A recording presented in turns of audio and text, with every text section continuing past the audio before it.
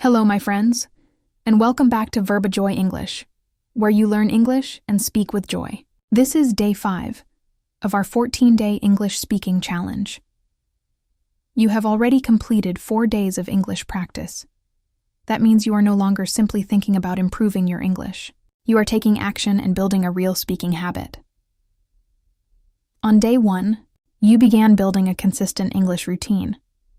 On day 2, you learned how to describe your daily activities. On day 3, you practiced introducing yourself clearly and confidently. And on day 4, you learned how to start and continue a conversation without uncomfortable silence. Today, we are going to learn something that will immediately make your English sound more natural. We are going to master essential phrasal verbs for daily life. Native and fluent English speakers use phrasal verbs constantly.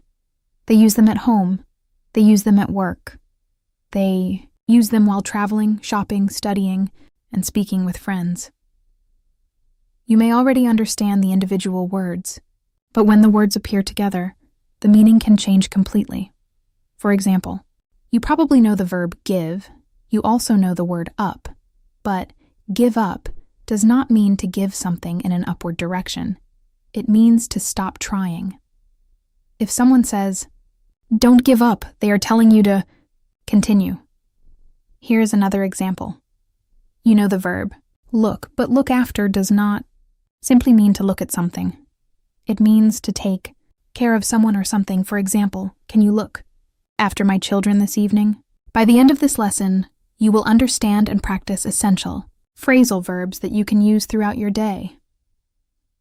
You will hear each phrasal verb in a realistic situation. You will repeat useful sentences aloud.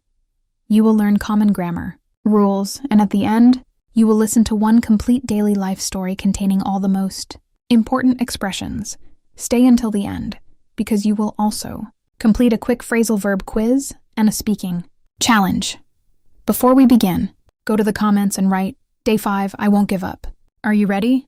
Let's get started. First, what exactly is a phrasal verb? A phrasal verb is usually a main verb combined with 1 or 2 short words, such as up, out, on, off, after, or with. Together, these words create a new meaning. For example, wake plus up becomes wake up. Run plus out of becomes run out of. Get plus along with becomes get along with. Do not try to translate every word separately. Learn the complete phrasal verb as one useful expression. Think of wake up as one piece of language. Think of look after as one piece of language. Think of find out as one piece of language. This will make the expressions easier to remember and use.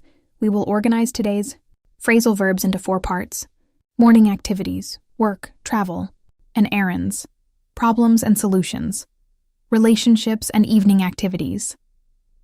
Let's begin with the morning. The first phrasal verb is wake up. To wake up means to stop sleeping, or example, I usually wake up at 6 o'clock. I woke up late this morning. Please wake me up before you leave. Repeat. I usually wake up at 6 o'clock. I woke up late this morning. Please wake me up before you leave. Excellent. Notice that wake up and get up are not exactly the same. Wake up means to stop sleeping. Get up means to leave your bed and stand up.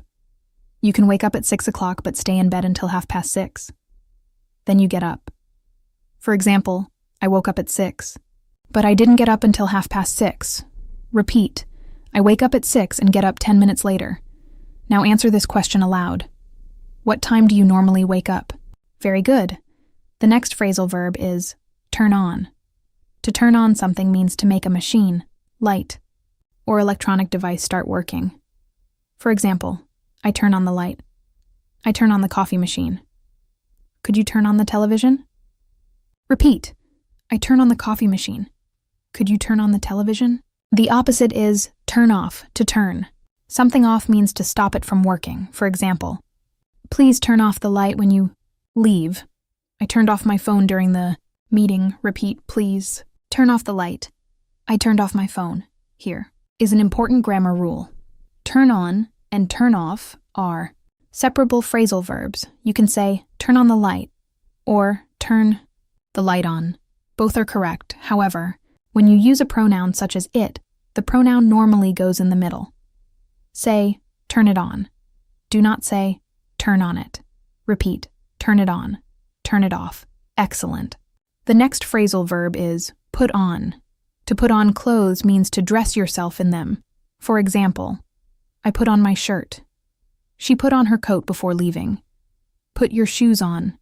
Please, repeat, I put on my jacket. She put on her coat. The opposite is take off. To take off clothes means to remove them. For example, I took off my jacket because the room was warm. Please take off your shoes before entering. Repeat, I took off my jacket. Please, take off your shoes. Take off has another common meaning when an aeroplane leaves the ground. It takes off, for example. Our flight takes off at 8 o'clock. Repeat, our flight takes off at 8 o'clock. Context helps you understand the correct meaning. Now let's move from morning activities to work, travel, and daily errands. The next phrasal verb is head out. To head out means to leave a place and begin going somewhere. It is common in informal conversation. For example, I'm going to head out in 10 minutes. We headed out early to avoid the traffic. What time are you heading out? Repeat, I'm going to head out in 10 minutes. We headed out early. You can also say, I'm heading to work, or I'm heading home. Now repeat, I'm heading to work. The next phrasal verb is pick up. Pick up has several useful meanings. First, it can mean to collect a person from a place. For example, I'll pick you up from the airport. Can you pick up the children after school? Repeat, I'll pick you up from the airport. Can you pick up the children? Second, pick up can mean to collect or buy something. For example, I need to pick up some milk on my way home. I picked up my parcel from the post office. Repeat, I need to pick up some milk. Third, it can mean to lift something from a surface. For example, please pick up that piece of paper. Repeat, please. Pick it up. Notice the pronoun position. Again, say, pick it up. Not, pick up it. The opposite of collecting a person is often drop off. To drop someone off means to take them to a place and leave them there.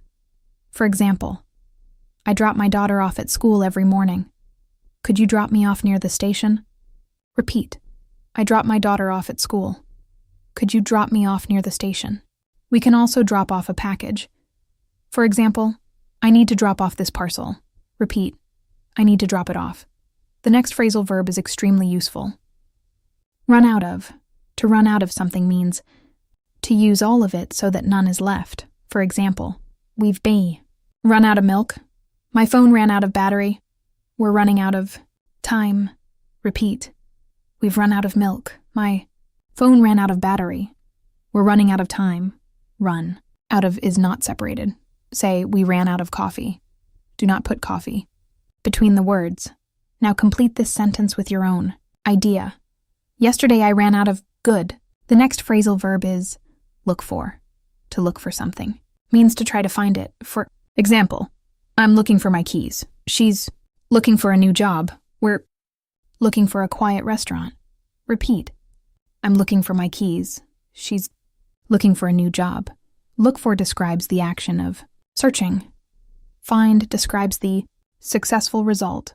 For example, I looked for my keys for 10 minutes, and then I found them. Repeat, I looked for my keys, and then I found them. Now let's move to phrasal verbs for information, problems, and solutions. The next phrasal verb is find out. To find out means to discover or learn information. For example, I need to find out what time the shop closes. She found out that the meeting had been canceled. How did you find out about this course? Repeat, I need to find out what time the shop closes. How did you find out about this course? Do not confuse find and find out. You find a physical object. You find your keys. You find your phone. But you find out information. You find out the price. You find out the answer. You find out what happened. Repeat, I found my keys. I found out where the meeting was. Very good. The next phrasal verb is figure out. To figure something out means to understand it or find a solution after thinking. For example, I'm trying to figure out how this machine works. We need to figure out a solution. Don't worry, we'll figure it out. Repeat, I'm trying to figure out how it works. We need to figure out a solution. We'll figure it out. Notice the difference. You find out information. You figure out an answer or solution by thinking. For example, I found out that the train was canceled. Then I figured out another way to travel. Repeat, I found out that the train was canceled. I figured out another way to travel. The next phrasal verb is deal with. To deal with something means to take action to manage a situation, task, or problem. For example, I need to deal with several emails this morning. She deals with customer complaints. We'll deal with the problem tomorrow. Repeat, I need to deal with several emails. We'll deal with the problem. You can also use it when describing someone's ability. He deals with pressure very well. Repeat, he deals with pressure very well. Now imagine that you have a difficult problem.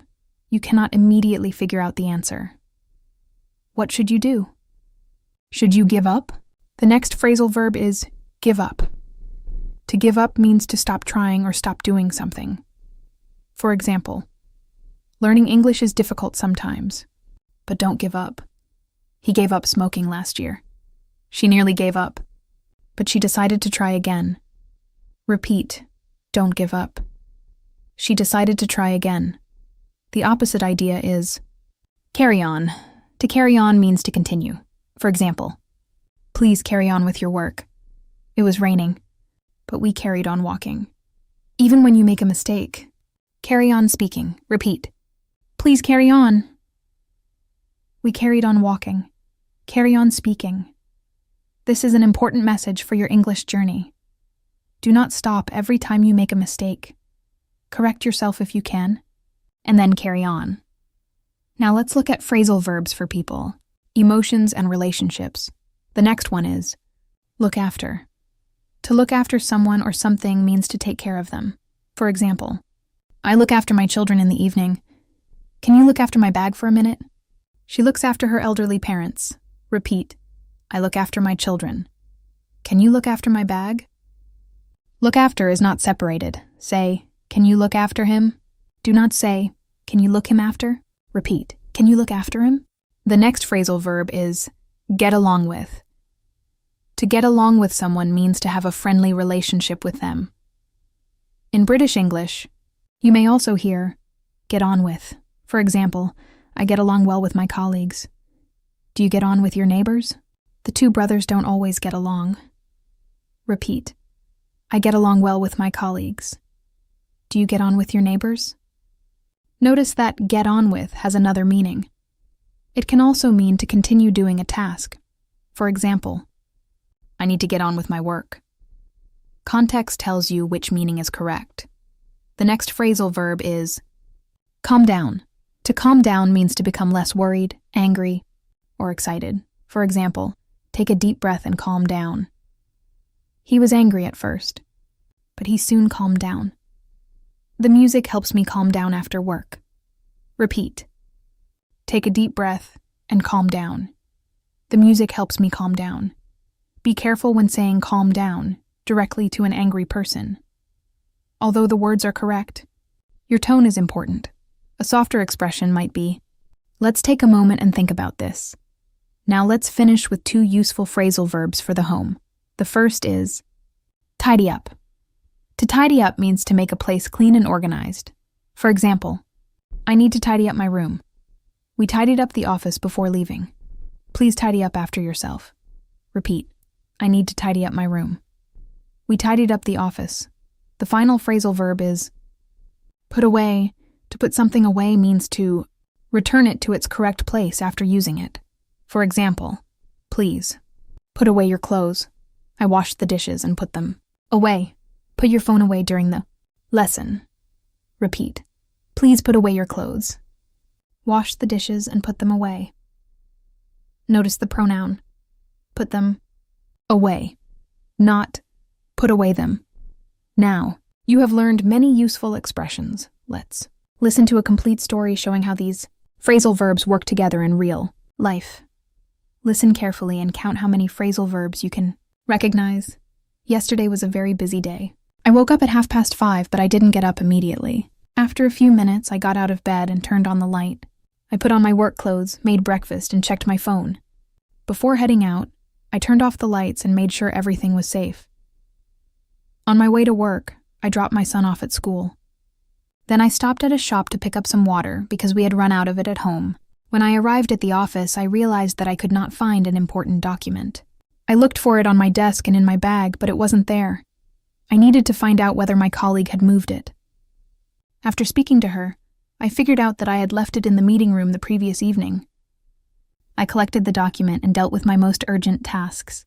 The day became stressful, so I took a short break to calm down. One task was especially difficult, and for a moment I wanted to give up. However, I reminded myself to carry on. Eventually, I figured out a solution. After work, I picked my son up from school and went home. My neighbor asked me to look after her parcel until she returned. In the evening, I tidied up the living room, put away my work clothes, and turned off my computer. I was tired, but I felt satisfied because I had completed everything I needed to do. How many phrasal verbs did you hear? Let's review them. Woke up, got up, turned on, put. On headed out, turned off, dropped off, picked. Up ran out of, looked for, found out, figured. Out, dealt with, calmed down, gave. Up carried on, looked after, tidied up, put away. That is a lot of natural English in one ordinary day. Now it is time for a quick quiz. I will give you a situation. Choose the correct phrasal verb and say the complete sentence aloud.